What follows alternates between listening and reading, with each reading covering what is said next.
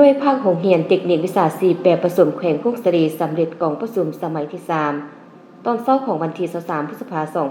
2025หน่วยภาคโรงเรียนเทคนิควิชาชีพแบบผสมแขวงพุ่งสรีได้จัดกองประชุมหน่วยภาคสมัยที่3ของตนขึ้นหน้าที่ห้องประชุมโรงเรียนดังกล่าวโดยการเป็นประธานของสหายทองใสอ่อนเจนนามอำนวยการโรงเรียนเทคนิควิชาชีพแบบผสมแขวงพุ่งสรีเป็นเกียรติข้อห่วมของสหายบุญทวีสอดสุกันกรรมการประจำปักแขวงประธานกวดกาภาครัฐแขวงสหายพรไสอ่อนสากรรมการปักแขวงหัวหน้าแผนกศึกษาที่การและกีฬาแขวงมีบรรดาคณะรับผิดชอบคันแขวงบรรดาคณะหน่วยภาคอ้อมค้างตลอดหอสมาชิกภาคสมบูรณ์สำหองของหน่วยภาคภายในหน่วยเข้าร่วมในกองประชุมคณะจัดตั้งแขวงได้ขึ้นผ่านมติตกลงว่าด้วยการอนุมัติเปิดกองประชุมจากนั้น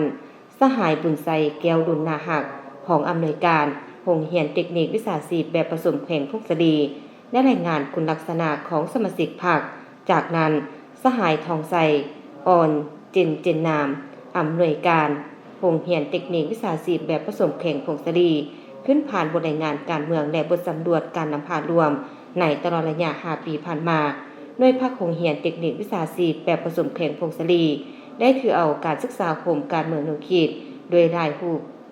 แบบและเป็นปกติต่อเนื่องได้นำพาสีนำในการจัดตั้งเสริมซึมแนวทางมติคำสั่งแผนนโยบายข้อกำหนดกฎหมายบทแนะนำและระเบียบการต่างๆของภาครัฐและนำพาดำเนินชีวิตการเมืองเพื่อสำรวจตีราคาและประเมินจัดแบ่งประเภทหน่วยพรรคสมาชิกพรรคประจำปี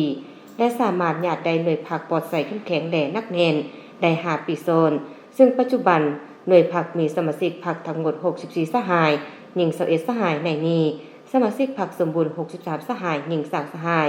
สมาชิกพรรคสำรอง1สหายในนี้ผู้แทนกองประชุมได้ประกอบคำคิดคำเห็นใส่หางบริงานการเมืองและบทสำรวจการทำผารวมของหน่วยพรรคจากนั้นคณะพรรคสุดเก่าหน้าที่จากนั้นอนุกรรมการบุคลากรขั้นแขวง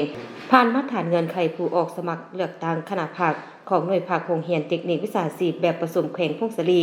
พร้อมทางผ่านมติตกลงบุคลากรที่จะออกสมัครเลือกตั้งคณะหน่วยภาคสุดใหม่โอกาสนี้สหายบุญทวีสอสุกันกรรมการประจำภาคแขวงประธานกวดกาภาครัฐแขวงได้มีทิศชี้นำต่อการเลือกตั้งคณะพรรคหน่วยภาคโรงเรียนเทคนิควิชาชีพแบบผสมแขวงพุ่งสรีพร้อมทางดำเนินการปอนบัตรคัดเลือกเอาคณะพรรคสุดใหม่โดยเป็นเอกภาพการคัดเลือกเอาสหายทองใสอ่อนเจนนามเป็นเลขาสหายบุญไสแก้วลุนนาหักเป็นของเลขาและสหายสมเพชรซื่นวิไลเป็นคณะกวดการหน่วยภาคและสหายทวีไสยาแสงเป็นของคณะกวดกา